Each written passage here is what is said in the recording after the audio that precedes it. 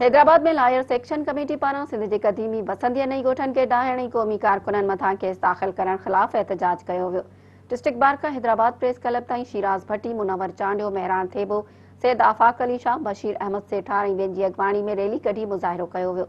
उन मौक़े ते अॻवाणनि चयो त सिंध में बिल्डर माफ़िया माकड़ जियां सिंध जी क़ीमती ज़मीनुनि ते कब्ज़ा करण में मसरूफ़ आहे, जंहिं ख़िलाफ़ 6 जून ते बहिरिया टाउन गेट साम्हूं सिंध एइक्शन कमेटी जे सॾ ते पुरअमन एहतजाज करे पंहिंजी ज़मीन जी मालिकी कई वई। उन्हनि चयो त सिंध हुकूमत बहिरिया टाउन जी वंगार वहंदे सिंध एक्शन कमेटी जे अॻवाणनि ऐं कारकुननि मथां कूड़ियूं FIRs दाख़िल करे जेल उमाणे छॾियो, जेको निहायत पुस्तलाणो अमल आहे। उन्हनि चयो त कब्ज़ा माफ़िया मलक रियाज़ ऐं उन जे साथारी बणियल सियासतदाननि खे कॾहिं बि पंहिंजे नापाक इरादनि में कामयाब थियण न ॾींदासीं। पंहिंजी धरती जी हिफ़ाज़त लाइ हर कुर्बानी ॾियण लाइ तयार आहियूं।